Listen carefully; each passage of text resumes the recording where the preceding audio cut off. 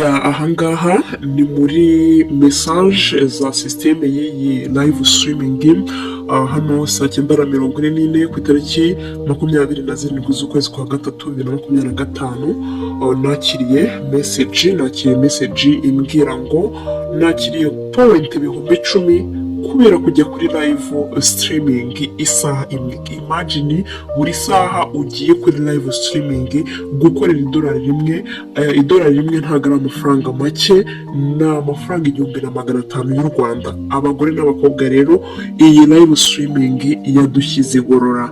Ni ukuvuga rero hano hari n'indi message nk'uko mubibona hano, turacyari muri message yambwiraga yuko amafaranga yanjye nabikuje yoherejwe kuri konti, nabikuje point ibihumbi 100 zingana n'amadolari 10. Iyi live streaming ni uburyohe. Ya urabona ko twakiriye indi notification none itubwira ko kubikuza ko byacu byabaye successful. Ni ukuvuga rero ubu ngubu amafaranga tugize, ubona kwereka iminota bifashe. Hari n'igihe bifata umunota umwe cyangwa amasegonda, ariko hano bifashe iminota 5. Duhise tunabona notification ya Binance, ngira ngo urimo kubibona kabisa, ni irimo kutubwira ko deposit yacu y'ama USDT cyangwa se amadolari 30. Hano barabanje batwereka ko irimo guprocessinga. Hano batweretse ko ibaye successful. Muri iyi video tugiye kurebera hamwe live streaming. Live streaming irimo gutanga amafaranga ku badamu, ku bantu b'igitsina gore, ku bantu b'abamama, ku bantu b'abakobwa, yes, muri make muri rusange ku bantu b'igitsina gore. Iyi video rero ni yawe wowe mudamu, we mukobwa uri kureba iyi video, waba wari urimo guscrollinga ukaba urayibonye, by'umwihariko ku bantu turi kumwe muri community, muri WhatsApp community ya Paid Live. Mukurikira iyi video musobanukirwa uburyo mugiye kwinjiza amafaranga binyuze muri live streaming. Mbere na mbere mbanje kwisegura ku bantu bari muri community ya Paid Live kubwo gutinda kubahereza video. Twabanje gutanga ubufasha tugendeye kuko abantu batwandikiye bakurikirana, tugafata umubare runaka w'abantu tukabajyana kuri Google Meeting, tukabafasha tukabereka uko bikorwa, ariko tubona hari abantu bari gutinda kubona ubufasha. Turavuga ngo reka noneho dukore video ikubiyemo amakuru, umuntu ayikurikire abashe gusobanukirwa. Twabasezeranije rero kubahereza video, ariko biratinda. Impamvu muri iyi live streaming umuntu yemerewe kugiramo konti imwe, niyo wari usanganywe wayisiba ugiramo konti imwe gusa. Twe rero twafunguyemo konti kera, kandi byari ngombwa ko tuba turimo gufungura konti tukabereka uko bikorwa, tukabereka uko umuntu ayiverifya, uko umuntu ajya live. Bisaba rero ko tubanza gushaka umuntu wo kudufasha ngo tube twabasha kubereka uburyo buri kimwe gikorwa, kuko twe twamaze gufungura konti. Nicyo kibazo cyabayeho rero, muratwihanganira, ntabwo ari ukwirengagiza ko mwari mukeneye amakuru. Tugiye kubanza kuvuga rero kuri iyi live streaming introduction, cyangwa se muri rusange amakuru agendanye n'iyi live streaming. Ubundi turebe uburyo umuntu afungura konti ndetse n'uburyo umuntu atangira gukoreramo amafaranga.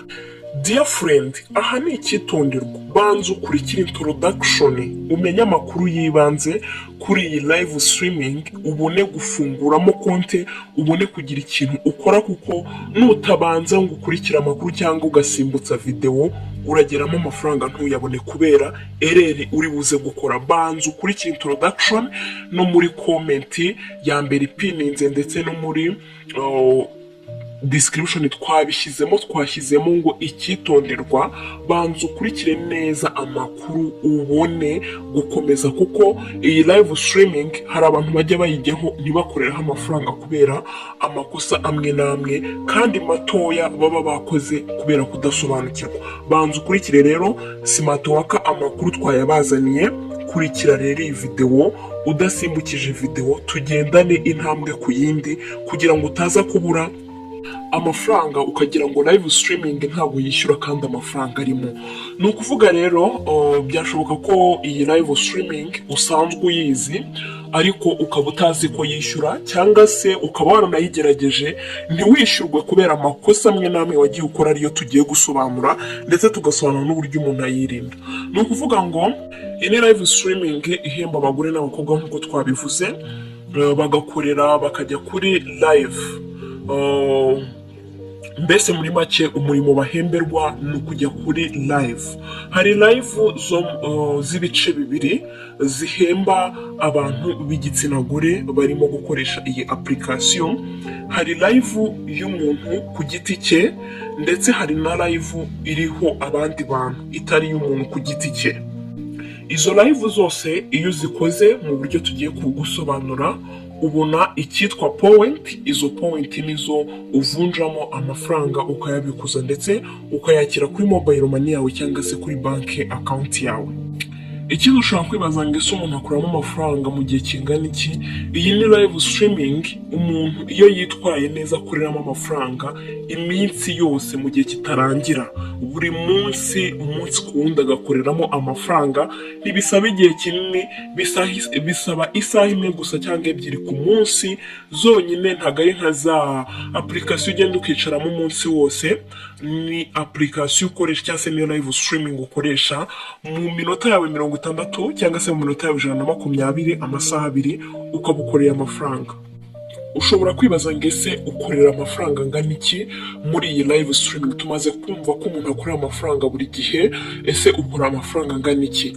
Mbere na mbere, iyo ukiyandikisha muri iyi live streaming uhabwa iminsi 3 ya welcome bonus yo gukora mu buryo bwa welcome bonus. Yes, cyangwa se uhabwa uburyo bwo kwinjiza bwisumbuye ku busanzwe bw'ikaze. No kuvuga hari uburyo bw'ikaze uhabwamo task ndetse zitanga amafaranga menshi ugereranyije n'andi yo mu minsi isanzwe. Uburyo bigenda rero nk'uko nabikubwiye, task z'ingenzi cyangwa se imirimo y'ingenzi ihari ikorwa ni ukujya kuri live yawe ku giti cyawe ndetse no kuri live z'abandi. Tugiye kubanza turebere hamwe iyi minsi 3 uburyo umuntu yitwara muri iyi minsi 3, kuko ni uburyo witwaye muri iyi minsi 3 nibwo buguhesha amahirwe yo gukomeza gukorera amafaranga mu gihe kitarangira mu minsi yose ihoraho.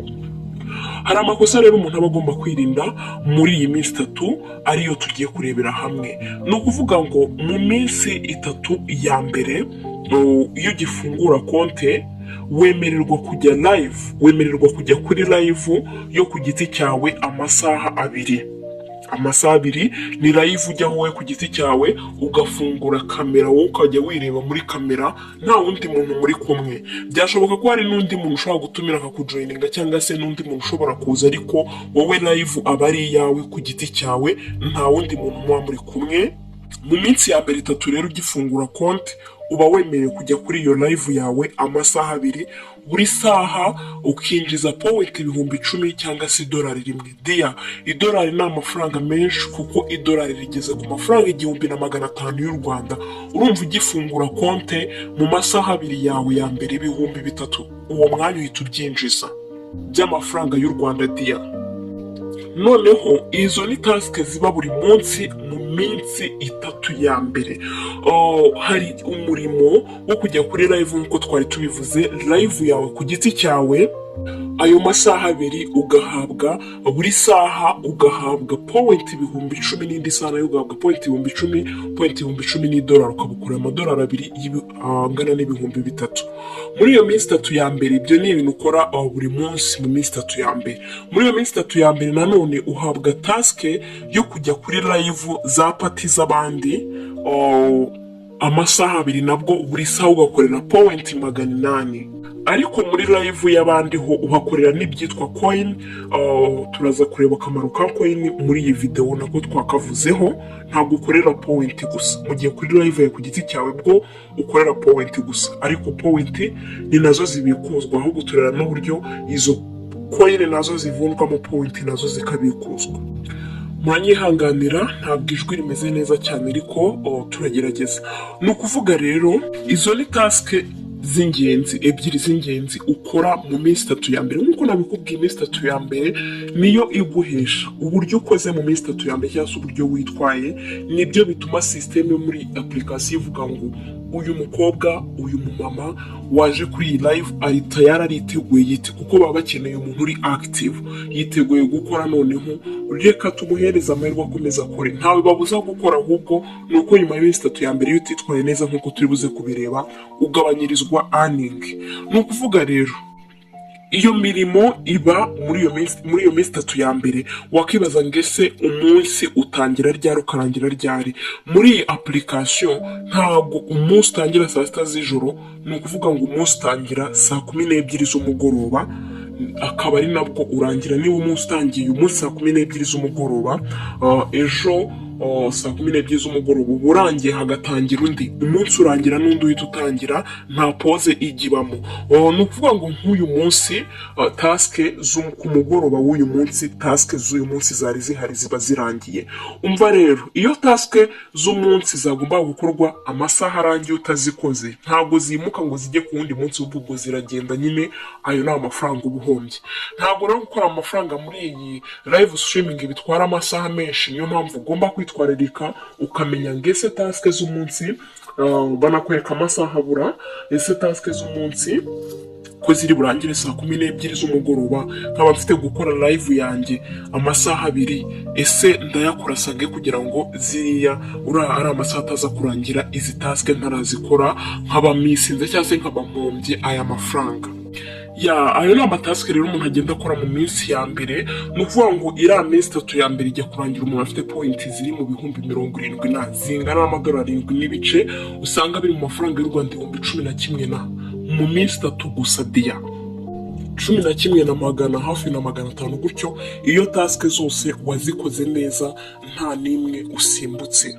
nyuma y'iminsi 3 ya mbere rero ukorera amafaranga, noneho ntabwo ukora taske mu masaha 2, amasaha 2 ni bonasi baguha ukinjira, ahubwo ukorera noneho ukora taske z'isaha imwe, yaba taske yo kujya kuri live yawe bwite, yaba na taske yo kujya kuri live z'abandi, aba ari isaha imwe gusa. ushobora kwibaza uti ese muri iyo saha noneho ninjiza ayangana iki? ni ukuvuga nyuma y'iminsi 3 ayo ni amafaranga winjiza iminsi yose, kuko iyi platform umuntu ahora yinjizamo amafaranga mu gihe kirambye. ni ukuvuga ngo iyo witwaye neza mu minsi 3 ya mbere, taske zose ukazikora neza nta nimwe usimbutse, bya bihumbi 10 bya point nibyo ugumaho buri saha, nibyo ugumaho.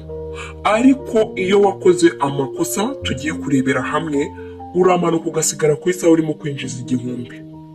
yes, ariyo mpamvu nkigusaba ngo kurikira video ntusimbutse video, kugira ngo utaza kugira ikibazo ugasanga wisanze urimo gukorera point 1000 nyamara wakabaye gukora point 10,000 mu yandi masaha asanzwe, cyangwa se mu yindi minsi isanzwe ya nyuma y'iminsi 3 guhera ku munsi wa 4 gukomeza. umuntu akora isaha imwe kuri live yo ku giti cye akabona point, ugakora n'isaha imwe kuri live y'abandi ya party ukabona point. ni ukujya kuri live ya party rero nibyo byinjiza amafaranga. kujya kuri live z'abandi, kuri party umuntu ajya kuri live, kuri party y'abandi ntago ajya kuri party ye bwite, kugira ngo yinjize izo point. n'ubundi point zo ntizinduka ni 800 ku isaha, ariko hakiyongeraho na za coin ugenda ubona. imagine kuba buri munsi wowe wakigira kuri live isaha imwe gusa ukibonera amafaranga $1,500. ni point 10,000 bingana n'idolari rimwe. ubundi ejo ukongera ukajyaho nta kindi kintu ukoze, we kugenda ugashyiraho kamera gusa, ubundi isaha igashira ugahita uvaho. ushobora kwibaza ngo ese ibyo ngibyo byo ubikora gute? byose twabisobanuye muri iyi video. mbere yo gukomeza tuvuga amakosa abantu bajya bakora, reka tubanze tuvuge live streaming. live streaming yitwa Popo live streaming. dia ushobora kuba waragiye kuri Popo live streaming ugasanga wisanze uri gukorera 1000. yes, reka nkusobanurire era zabayeho, nawe wowe ukurikiza iyi video wirinde izo ereri kugira ngo zitaza kukubaho. tugiye guhera mu dukosa, mu makosa ashobora gukorwa guhera ku kwiyandikisha ndetse no mu gukorera amafaranga, bikaba byakugabanyiriza amahirwe yo gutuma ukorera amafaranga.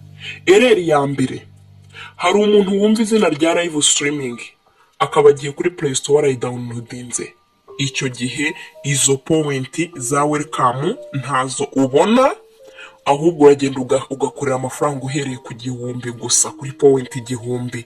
De urumva yazajya kuzura hashize umwaka, kuko 1000 ni point nkeya cyane, ni 0.1. Yego nta bintu byinshi umuntu aba yakoze, ariko impamvu tuzita nkeya nuko umuntu aba yari afite amahirwe noneho yo kuba yabasha gukorera idolari rye. Ari nayo mpamvu muri comment ndetse muri comment ipininze ndetse no muri description y'iyi video twashyizemo link yo kwiyandikisha. Ikintu cya mbere kugira ngo ubone izo bonasi nuko uba wanyuze kuri link y'umuntu usanzwe akoresha Popo, mbese uba watumiwe. Nicyo kintu cya mbere kigufasha kubona point, ukaba wakorera amafaranga afatika. Niba ukurikiye video warigeze kudownloadinga application wageramo ukabona nta mafaranga uri kubona, menya yuko iryo ni ikosa wakoze. Ikintu cya mbere ni ukunyura kuri link y'umuntu usanzwemo. Ikintu cya kabiri, hari umuntu uba waragiye gufungura konte kubera kutabisobanukirwa, mu gufungura konte agasangamo igihugu cy'u Rwanda akakirekeramo, cyangwa se ntanagira igihugu asangamo, aho kugira ngo asace ngo ahitemo ikindi gihugu ntagire icyo akora, icyo gihe hagumamo u Rwanda. Ni ukuvuga ngo u Rwanda ntabwo ruri monetize. Iyo ugiye gufungura konte hano ushyira mu bihugu biri monetize, ngiye kukubwira ndetse bikora neza kurusha ibindi. Hari igihugu cy'Ubufaransa, hari igihugu cya United States of America, muri United States of America, cyangwa se ugafungurira konte muri United Kingdom cyangwa muri Brazil. Ariko wowe urebye video nkuri komandinze cyangwa se nkushishikarije gufungurira konte mu gihugu cy'Ubufaransa, kuko ni igihugu kiri monetize kandi gikora neza ku bantu bakoresha konte ziri muri icyo gihugu. Tumaze kumva rero ereri ya kabiri umuntu akora nyine ni ukudafungurira konte mu gihugu kiri monetize, akayifungurira mu Rwanda. Izo bonasi zose nakubwiye ntazubona, utangirira kuri icyo 1000 kugeza igihe cyose. Ngira ngo ibyo bintu murimo kubyumva. Umva ereri ya kabiri abantu bajya bakora, ereri ya gatatu abantu bajya bakora. Ufunguriye konte mu Bufaransa nibyo, ariko iyo urimo gukoresha iyi application hari notification ugenda ubona inshuro nyinshi kuri gukoresha iyi application. Ni notification ugenda ubona muri screen yawe kenshi ikubwira ngo requesting location access. Ni notification ibigusaba yuko application yagira access kubona location, kubona agace uherereyemo, kugira ngo bakwereke abantu bari kuri live streaming muri ako gace kawe, ube wagenda uganire nabo. Dia iyi notification uramenye ntukayemeze, ujye uyikansoringa. Impamvu uyikansoringa ugakanda kuri cancel, hari umuntu ukora ikosa agakanda kuri confirm. Igihe cyose uzajya ubona iyi notification ujye ukanda kuri cancel, kuko iyo yemeje, iyi notification yemeje, birangira application ibona ko uri mu Rwanda, location igahita iba mu Rwanda. Abantu bo mu Rwanda nta zindi bonus zirenze babona, bakora isaha imwe gusa kandi nabwo bagakorera 1000 gusa, kuko u Rwanda ntabwo ruri monetize muri iyi live streaming. Rero ikintu witaho mu gihe cyose ubonye iyo notification, bizirikane yuko utagomba gukanda kuri confirm mbere yo kugira access. Utanga banzu rebe si access irasaba iki. Izindi access wazitanga, ariko gutanga access yuko iyi application yemera location ni ikizira. Ubundi iyo wafunguye konte mu gihugu ntabwo ushobora kugihindura, ariko iyo ukanze kuri confirm location uhita usanga wavuye mu Bufaransa wagiye mu Rwanda. Rero iki kintu cyiteho, iyi ni iyindi cyangwa se iyi ni iyindi era cyangwa se kosa umuntu akora bigatuma amisinga amafaranga muri iyi application. Ikindi kintu cyikosa abantu bajya bakora, hari igihe umuntu agera muri iyi application agafungura konte ntahita akora verification. Muri application basaba verification. Icyambere baba bagira ngo barebe ko ari umugore ufunguye konte. Ikindi baba bagira ngo hatazagira umuntu ufungura konte nyinshi ugasanga asikaminze application, kuko intego yabo nuko application yabikoreshwa n'abantu benshi batandukanye. Rero baba bagira ngo hatazagira umuntu ukoresha konte nyinshi nyamara ari umuntu umwe. ikosa rero abantu bajya bakora nanone ni ugufungura konti ntahita ayikora verification. Mu gihe ufunguye konti hita ukora verification, turabireba uburyo ufungura konti tugiye kubireba, ndetse n'uburyo ukora verification nabyo tugiye kubireba. Mu gihe rero ufunguye account hita ukora na verification byihuse. Irindi kosa abantu bajya bakora ni ugufungura konti mu minsi 3 ya mbere ntibakore task zose nk'uko zigenwe. Niba ugiye gufungura konti nk'uko twabivuze, task z'umunsi zitangira saa 12 z'umugoroba. Niba ugiye gufungura konti ukabona urebye iyi video ugiye gufungura konti ukabona saa 12 z'umugoroba biregereje, mbese nta masaha 3 abura cyangwa se 4 abura, 3 ariko reka tuvuge amasaha 2, amasaha 2 n'igice 3 abura ngo saa 12 n'igice zigere. Kurikira video ariko uze gufungura konti saa 12 zigeze, kugira ngo utangirane n'undi munsi, bitaza kugaragara nkaho umunsi wa mbere utafungura konti saa 11 ugasanga ugiye gukora task umaze kuyifungura nka saa 11 n'igice, hasigaye iminota 30 gusa, bifashwe nkaho task z'uwo munsi utazikoze. Yes, kuko ukimara gukora task ukimara kuverifya konti bahita baguha task z'umunsi, kandi umunsi urangira saa 12 ndetse hagahita hatangira n'undi. Rero wowe reka niba ubonye saa 12 zegereje, reka izo saa 12 zigere ubundi ubone gufungura konti. Ndetse ugifungura konti tangira uyikoreshe mu minsi 3 ya mbere, ukore task zose zihari nk'uko bisabwa. Ubwo reka turebere hamwe kugira ngo ukorere amafaranga ndetse mu buryo butarangira muri iyi application ya Popo. Ikintu cya mbere ugomba gukora ni kwinjira kuri link y'umuntu usanzwe ukoresha Popo waguhaye ubutumire. Ubwo urinjira kuri iyo link yacu iri muri description y'iyi video ndetse no muri comment ya mbere iri muri iyi video. Ikintu cya kabiri ni ugufungura konti ukirinda gusimbuka mu mwanya w'igihugu twabiberetse uburyo bikorwa, ugahitamo igihugu cy'Ubufaransa. Ikintu kindi ugomba gukora ni ukwirinda kwemeza notification gusaba location access, requesting location access, kugira ngo udahita uva mu gihugu cy'Ubufaransa ukagaruka mu gihugu cy'u Rwanda, kuko niko gacuereremo, cyangwa se n'akandi gacuereremo Kenya za n'undi wese urebye video ari mu Burundi n'ahandi waba uherereye. We wirinda kwemeza location. Ikindi kintu ugomba kwirinda ni ugufungura konti utagiye guhita ukora verification.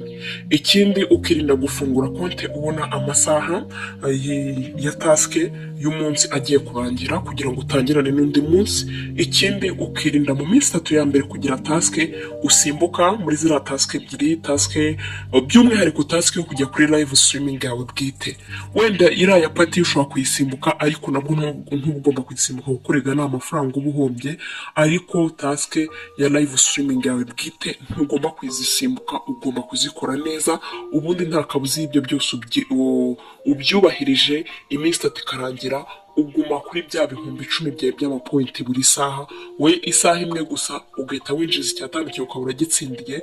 Mu kwezi ukaba ufite ayarenga 45,000. Nta kindi kintu wakoze ari ukwigira kuri live yo ku giti cyawe isaha imwe. Ubwo ibyo mvuze ni bya live, kuko iyo wagiye no kuri live z'abandi ugakora n'utundi dutaske tuzagenda tubereka ayo mafaranga urayarenze.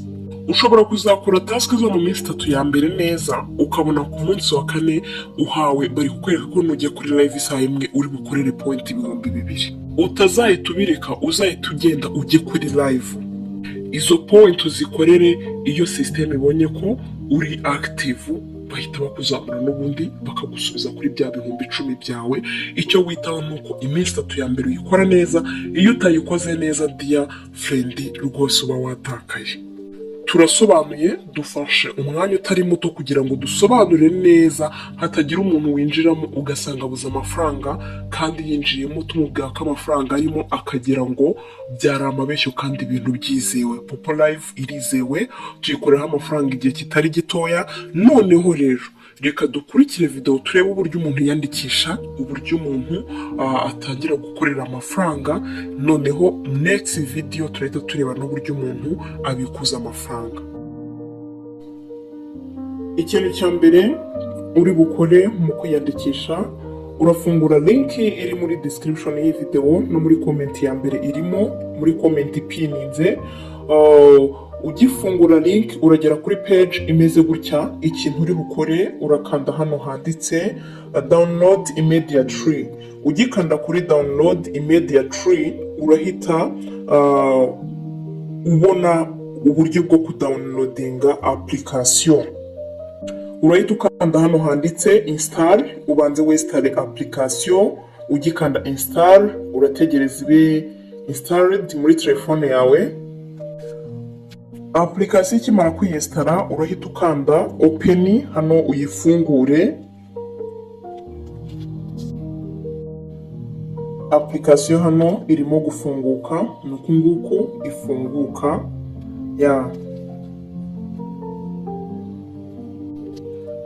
Ukimara gufungura application urahita ubona iyi page imeze gutya. Wowe ikintu uri bukore irabigusaba kwinjira ukoresheje Facebook cyangwa se Google. Urakanda ku kwinjira ukoresheje Google account email. Ugikanda kuri login with Google urahita ugera muri email ziri muri telefone yawe. Mbere yaho gato yo kugera muri email urakanda hano ukande kuri accept, wemere terms and condition. Ukimara kwemera terms and condition urategereza gatoya, urahita ubona email ziri muri telefone yawe. Noneho urahita uhitamo account ya email ushaka. Urahitamo email imwe mu ma email ari muri telefone yawe. Ukimara guhitamo email barayikwereka, then uwe urahita barakwereka email yawe. Dore yanjye ni ngiyi. Urahita ukanda hano handitse agree and share. Ugikanda kuri agree and share uragera kuri page imeze gutya. Uragera kuri iyi page imeze gutya, ariko ubanza making sure ko location muri telefone yawe ifunze. Ukigera kuri iyi page iraba igusaba kuzuza. Iyi page urayuzuza. Ikintu cya mbere uri bwuzuze muri iyi page, hano iyi mibare uri busangemo cyangwa se iri zina uri busangemo ushatse warirekeraho. Wenda ngewe reka neditingeho n'ubundi nshyireho imibare ihura n'iriya email. Okay, nta kibazo.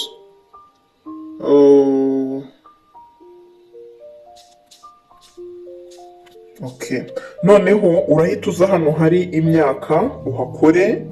Ukihakora urabona uburyo bwo guhitamo imyaka. Hano iyo uri kuzamura uri gusubira imbere mu myaka y'imbere, hano uri gusubira inyuma urahitamo imyaka ushatse cyangwa se unarekeremo iri busangemo. Icy'ingenzi nuko bigaragara ko uje imyaka 18.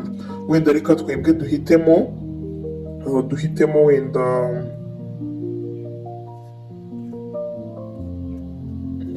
reka duhitemo nk'ibihumbi nka 98. Duhitemo itariki zo dushatse twarikiramo n'iz'uyu munsi. Hanyuma wowe ikindi kintu uri bukore cy'ingenzi, aha munsi y'imyaka, imyaka y'urashyiramo iyo ubonye, ariko ushyiramo imyaka utari munsi y'imyaka 18. Hano munsi y'imyaka rero, hano ubona hari ubusa, we hari igihe ushobora gusangamo handitsemo igihugu cy'u Rwanda cyangwa se ikindi gihugu uherereyemo. None hasanga ubusa, umenye ko uyu mwanya ari uw'igihugu. Uyu mwanya utawusimbuka, niryo pfundo ryo kubona amafaranga muri iyi live streaming. Urahita uhakanda hano muri uyu mwanya urimo ubusa munsi y'imyaka. Ukihakanda urabona liste y'ibihugu bitandukanye. Uraza hano kuri intercountry, hano hejuru muri search wandikemo France. Urahakanda wandikemo France. Ngira ngo urabibona ko Ubufaransa bujemo. Ugikanda France, ugikanda France irahita izamo. Ikindi kintu uri bukore cya mbere, urahita ukanda hano handitse female. Ugikanda hano handitse female urahita ukanda hano handitse submit. Ariko mbere yo gusubmitinga, nukanda submit urabanza bagusabe gushyiraho profile. Urabanza ukande hano kuri profile. Ugikanda kuri profile urahita usabwa guha uburenganzira iyi application kugira ngo ujye muri gallery uconfirming. Ukande kuri confirm, ubundi ukanda hano kuri while using the app. Ugikanda kuri while using the app ukanda hano kuri allow. Ugikanda kuri allow urahita ugera muri gallery yawe, uhitemo ifoto imwe washyira kuri profile yawe. Wenda ngewe reka mitemo iyi ngiyi. Ukimara guhitamo ifoto washyira kuri profile yawe, ukimara guhitamo ifoto washyira kuri profile yawe, ukanyishyiremo neza, urahita uza hano hasi kuri aka kantu ko kwemeza kazi ugakoreho, ukigakikaho ifoto irahita ijyaho muri profile, ubundi ukande submit.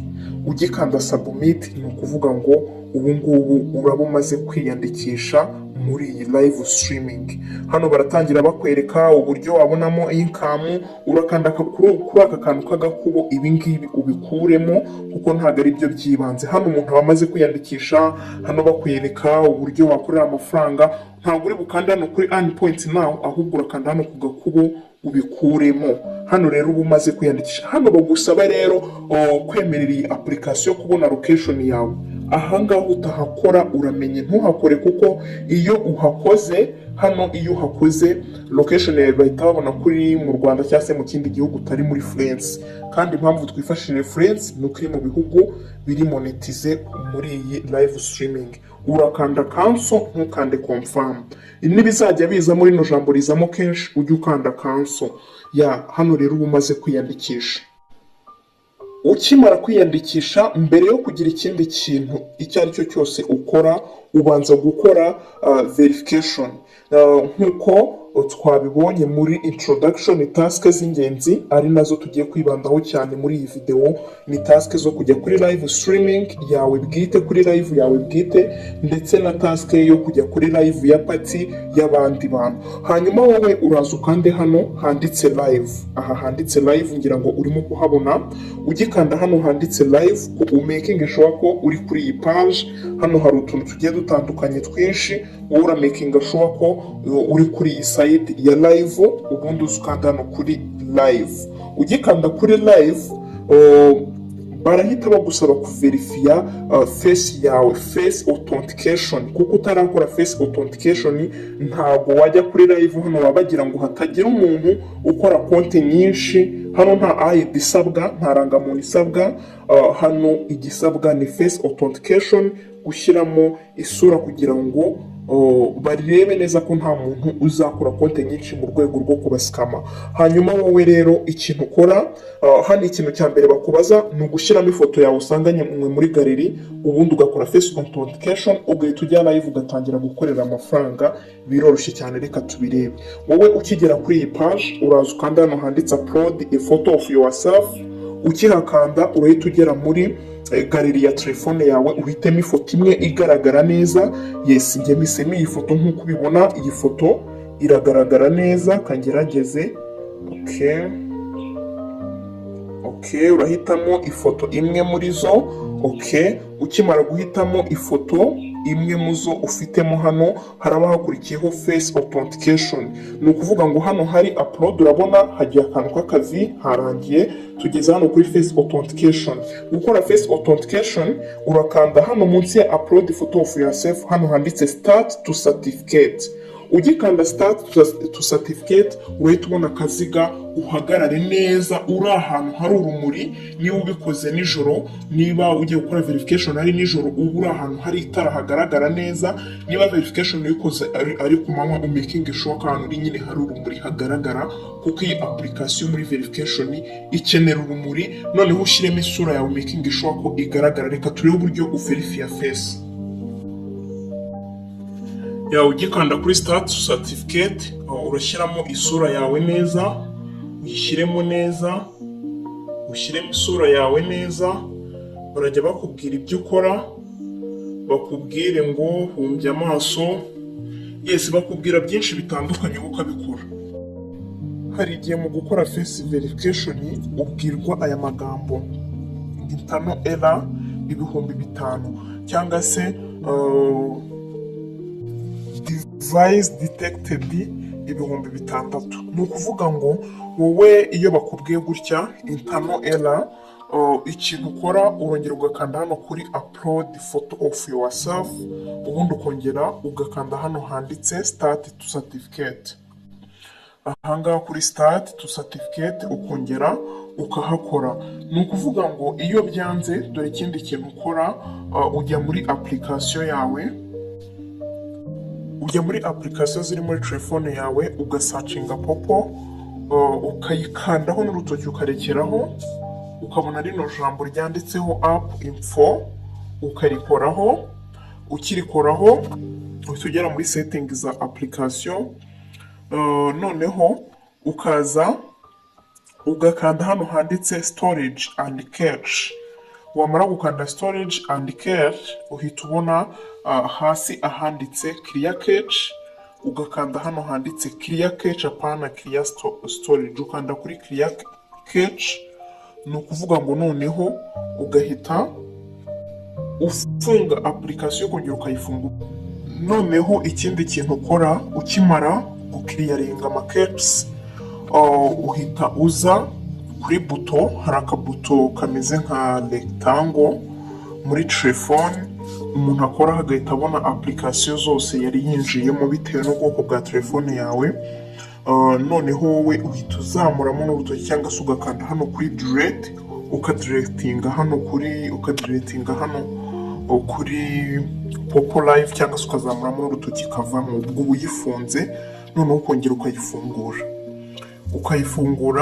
Ukiyifungura ukongera ugatangira verification. Dear friend, nkwibutsa kwita kuri iki kintu. Uramenye ntuzigere hano hari request ya location access, ntuzigere ukanda kuri confirm. Igihe cyose ujya ukanda hano kuri cancel, ubikansoringe kugira ngo batabona yuko location yawe ari location y'u Rwanda kandi washyizemo Ubufaransa. Noneho ucyongera gusubira muri application n'ubundi ukora hano kuri live ugakomeza verification yawe. Okay, konti yawe ikimara kuba verified bahita babikwereka. Wowe uhita ukora hari ahanditse return.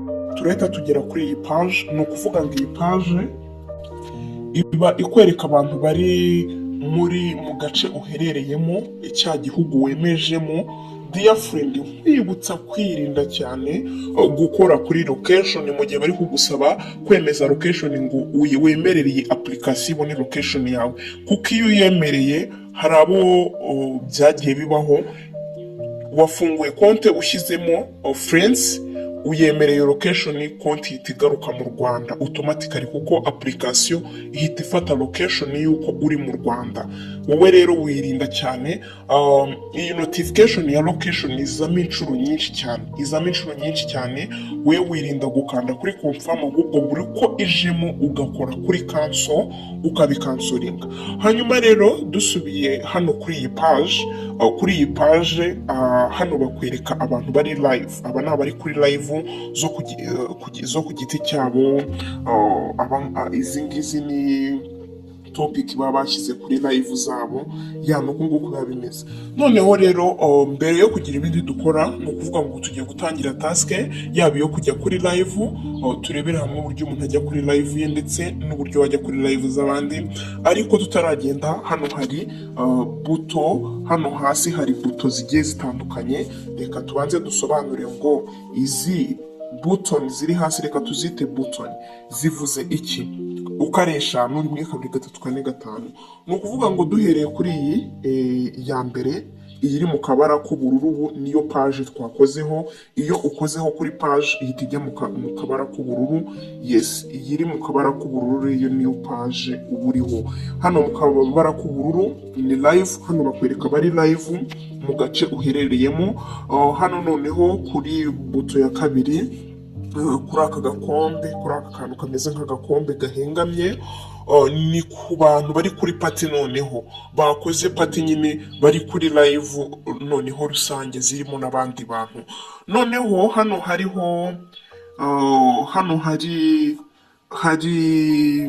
akantu kameze gutya ka gatatu. Noneho hano ni post abo bantu baba baragiye bapostinga. Noneho hano hari message, ni message uba wakiriye muri system. Ni message zo ugenda ubona ziturutse muri application. Noneho hano kuri aka kantu ka gatanu niho ruzingiye, niho usanga byinshi bitandukanye. Ahangaha icya mbere uhabona profile yawe, ukahabona abafriend ufite, abo followinga, abaguflowinga, aba visitors ni abagusuye uri kuri live. tuvuye hano kuri visitors turaza hano urahabona coin, hano coin, izi ni coin ugenda ubona nabwo iyo uri kuri pati, hari coin ubona, izo coin ziraza zikajya hano. Turaza kurebera hamwe akamaro ka coins. Noneho hano kuri point, ni point ubona ari nazo ziza hano, ari nazo ndetse zibikuzwa. Ni ukuvuga rero tukiri hano tugiye kubanza turebere hano kuri utu tubuto, kuri aka buto ka mbere tugasubiyeho ka live. Ahangaha ushobora no kuhanyura ugiye kuri live yawe, ariko mbere yo kujya kuri live yawe ugomba kubanza kumenya ese task z'umunsi zihari ni izihe, ndasabwa gukora bingana iki. Hano rero kabuto ka kabiri ka pati, iyo ugakozeho wabona abantu bari kuri pati ukagenda ukabajoyininga, cyangwa se nawe ugakora pati yawe. Mwibutsa ko kugira ngo ubone ziriya point zo kuri pati ndetse ubone na coin zitangirwa kuri pati, bisaba ko uri kuri pati z'abandi utari kuri pati yawe bwite. Nk'ubu ngubu turaje turebere hamwe uburyo umuntu ajya kuri pati. Ni ukuvuga rero tugarutse hano ahantu tugiye kurebera hamwe ahantu umenya task z'umunsi, ukamenya izo wakoze, izo wakiriyeho point, cyangwa se izo wabonyeho izo wakoze ugahembwa. Uza hano kuri kano kantu ka gatanu, aka niko k'ingenzi kabaho utuntu twinshi dutandukanye. Ukihaza ubona utuntu dutandukanye, ariko wowe uraza ugakora hano handitse reward. Ugikora hano handitse reward uhita ubona liste ya task z'umunsi, ndetse bakwereka n'amasaha abura ngo task z'umunsi zirangire. Nkwibutsa ko task z'umunsi zirangira saa 12 z'umugoroba. Ni ukuvuga ngo turi hano rero urabona bari kutwereka amasaha task z'umunsi zibura ngo zirangire. Ya hano rero bagenda bakwereka hano task za live ndetse na task za live ndetse na task za pati. Ni ukuvuga rero tukiri hano, task twebwe turebana nazo cyane ni zino task zo kuri live ndetse na task zo kuri pati.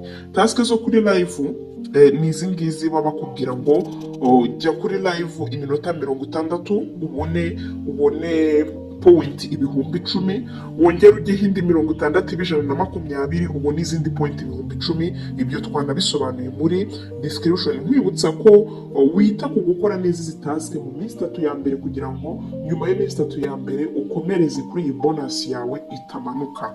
Hanyuma icyo gihe baba babonye ko wajoyininze popo ubishaka, ushaka gukora rero bonus yawe bayirekeraho, kuko hano haba hakenewe umuntu uri active, umuntu ukora cyane katari ukwirirwaho isaha imwe ikindi saha waza kwikora, waba ufite ibindi ugiyemo ukaba warekera ukaba uvuye ukajya ukaza kugaruka, ariko wowe ukamakinga sure ko task z'umunsi zitari burangire. Hanyuma rero ukanze hano hari pati, naho uhita ubona za task za pati nkuko nabikubwiye mu minsi 3 ya mbere. Task za pati zibara amasaha 2 nazo, dore ngizi: join party for 1 hour, join party for 2 hour. Yes, nabwo ubona ibyo wowe iyo ugiye kubikora ukanda kuri go.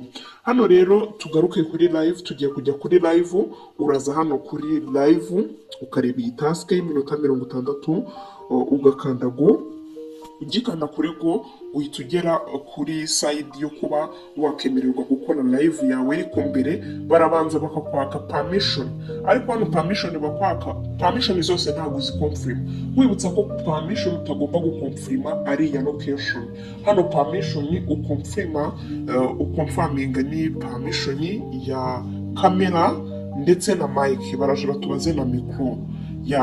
Hanyuma hano gutekinga picture no kurikodinga video, witwara hano handitse while using the app. Ukimara guhereza iyi application permission yo accessinga kamera ndetse no kurikodinga, uhita ugera kuri iyi page yo gusettinga live yawe, aho utangira kwibona muri kamera ya telefone yawe, ariko utarajya live ahubwo urimo gusettinga live.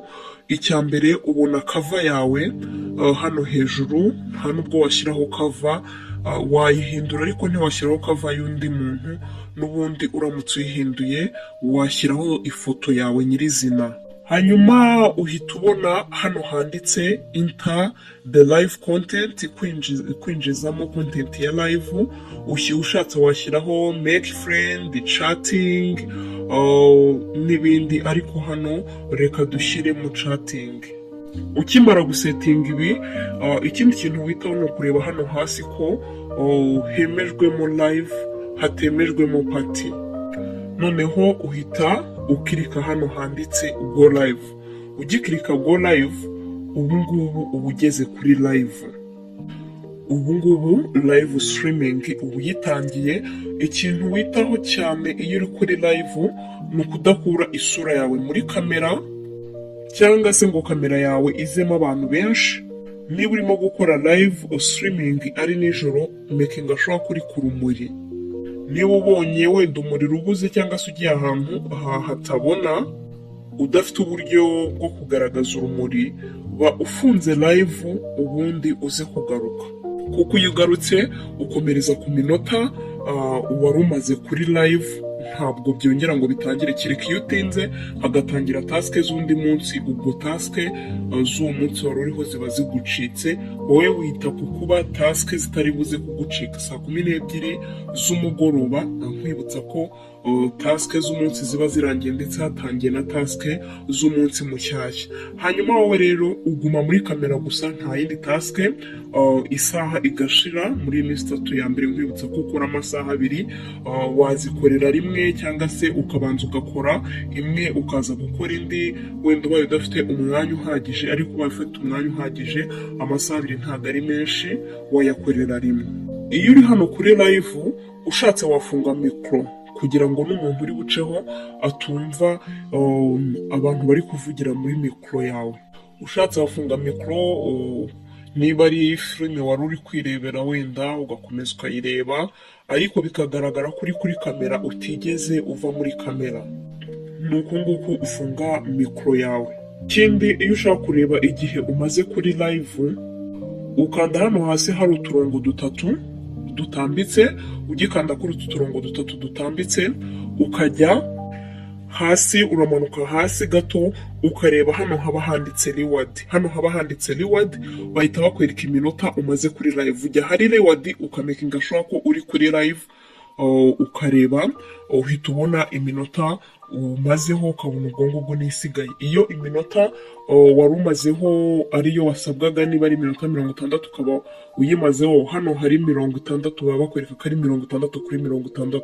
Hano rero bakwereka iminota umazeho. Iyo iminota yarangiye, hano hari iminota imbere y'iminota wasanga ijambo receive, ugahita wakanda ugakonfaminga ukakira point zawe. Reka turebe noneho uburyo ushobora kuva kuri live.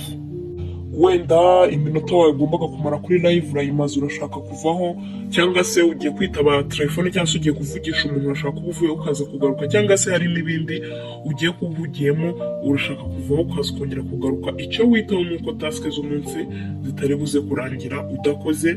Ntabwo iyo uje bagusubiza inyuma ngo ni uko wari wagiye, ahubwo ukomereza aho wari ugeze.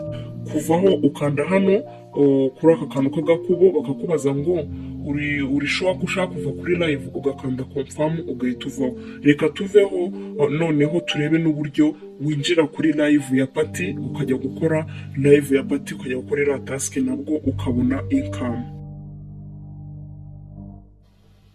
Noneho kujya kuri live streaming uri kumwe n'abandi, atari kuri ya live yawe bwite, live ya party, uza hano hasi ahangaha kuri aka kantu k'agakombe kameze nk'agakombe gahengamye, niho ukora. Uhita ubona abantu bose bari kuri party. Aba bose ni abafunguye, ni abahostinze. None wowe ugenda uriya party bakwereka ko iriho abantu bake. Dore nk'iyi ndi kubona bisa naho nta bantu, bisa naho nta bantu bayiriho, kuko uhita utangira kubabona hano. Noneho reka njyeho ndebe. Uhita wowe uyikoraho, ukikoraho wowe ikintu wita no kureba ese iyi live streaming nta bantu bariho. Okay, ikigaragara muri iyi live streaming ntabwo bigeze, muri iyi live streaming ikigaragara ntabwo bigeze bazamura pano, hariho abantu ahubwo ntabwo bazamuye pano. Reka tuveho. Nkwibutsa ko iyo turi hano turimo kujya kureba live, nkwibutsa ko iyo turi hano turimo kujya kureba live, icyo tuba tugamije ni ukureba live iriho agatebe. Ndaje nkwereke ngo agatebe tuba tureba ni agatebe kameze gate.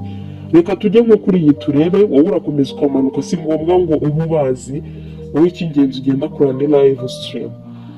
Ukoraho ukagenda ukareba live stream, umuntu aboneraho point za pati ndetse akanakoreraho coins. Ni live stream iba ifite aka gatebe k'umuhondo, kano gatebe niko gatebe ujyamo mu buryo ngiye kukwereka. Aka gatebe niko gatebe ujyamo ukaba wabasha kwinjiza agatebe k'umuhondo. Ahantu haba hari udutebe tw'umuhondo ni muri aka gatebe ka mbere.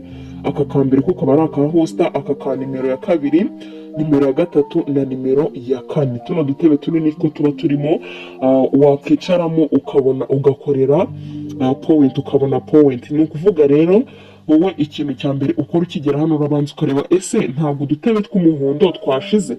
Hano harimo udutebe tw'umuhondo, iyo usanze twashize uhita ukanda hano ukavaho ukajya gushaka ahandi. Ariko iyo usanze hari ahantu hari agatebe k'umuhondo, ikintu cya mbere uhita ukora uhita ukanda hano hasi, hano kuri follow, ukabanza ugaflowinga hoster wahostinze.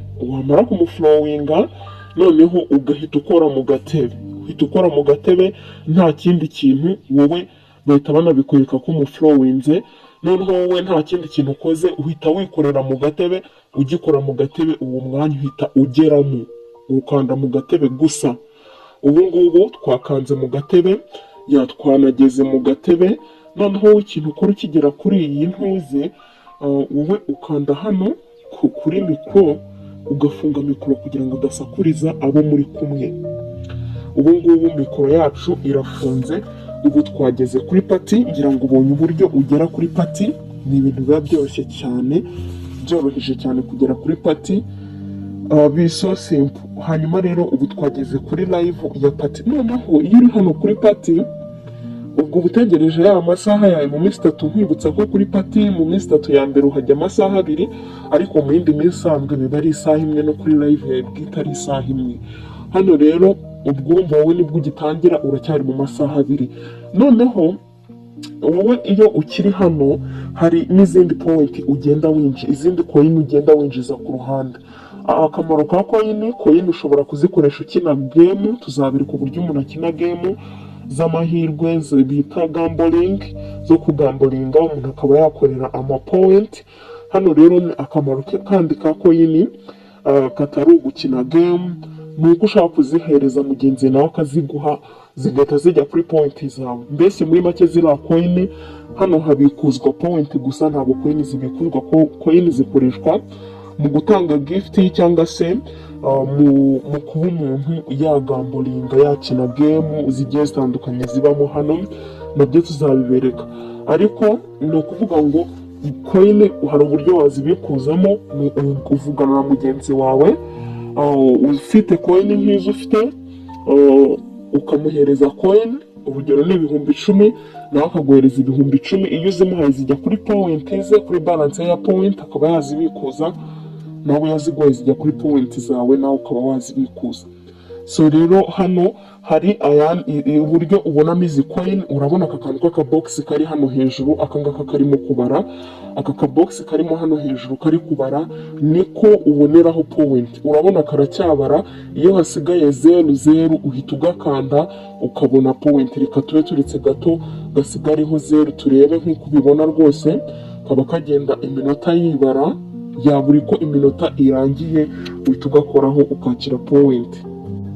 Nk'uko urimo kubibona hasigayeho 0, ni ukuvuga ngo iyo hasigayeho 0 uba wabasha noneho gufata zino point. Uburyo uzifata ugakoraho, ukigakoraho bahita bakwereka ko ubonye point, ugakora hano kuri IC.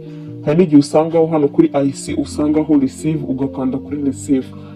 Ugikanda kuri IC bihita bitangira kongera kubara. Buri ko ukabonye wowe ucunganwa nuko kabara, then we wabona kamaze gusigaraho 0 ukakanda ukabona coin. Hari igihe kigera kakagenda hakaza kongera kakagaruka, ariko mu gihe cyose uri kukabonaho ukanda hariya ukajya ubona utwo ducoin. Coin zigenda ziza mu gihe uri kuri pati y'abandi. Ikindi kintu nkubutsa ko hano kuri pati si ngombwa ngo ufite telefone mu ntoki waba wayirambika ukagira ibindi bintu ujyamo, cyangwa se ukanayisiga ukigira mu bindi igasigara iri kuri pati, ariko wowe ukita ko utigeze uva muri kariya gatebe k'umuhondo ngo ujye mu kandi gatebe, kuko utundi dutebe ntabwo twinjirizamo. Ikindi kintu witaho, gusa icyiza cyo kuguma kuri pati ntugende ngo usige telefone, ni uko ugenda ubona ziriya point, ukagenda uzikiriminga. Noneho iyo ushaka kuva kuri pati, ukanda hano ku gakubo ukaba wayivaho, wenda se amasaha yawe yarangiye cyangwa se hari ibindi ugiye muraza kugaruka ukaba wayivaho. Ikindi kintu, iyo nanone ushaka kureba igihe umaze kuri pati, n'ubundi ni kimwe n'uburyo ureba igihe umaze kuri live, uza hano kuri utu turongo dutatu dutambitse, ukiza kuri utu turongo dutatu dutambitse ukajya hano kuri reward, noneho ugahita ukanda kuri pati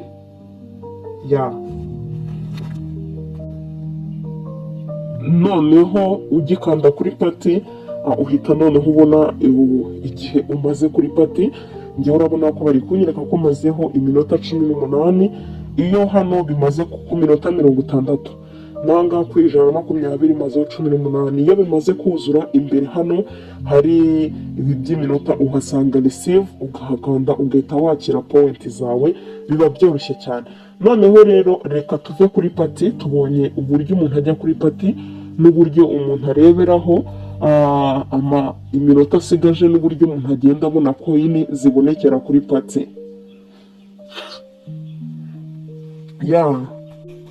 Ni byinshi rero, ndetse cyane umuntu yagenda yigira kuri popo, cyangwa se umuntu agenda amenya kuri popo uko agenda ayikoresha umunsi ku wundi, ariko bigasaba ko uba ufite umuntu ubimenyereye ugenda agusobanurira. Hari abantu bazi gucukumbura akaba yagenda acukumbura, ariko kugira ngo utagira amakosa ukora bisaba umuntu ugusobanurira. Bityo rero twashyizeho uburyo bwo gufasha abantu bose bari bwiyandikisha bakoresheje iyo link twatanze. Ukimara kwiyandikisha urebe muri description ndetse no muri comment ipininze, twashyizemo link 3.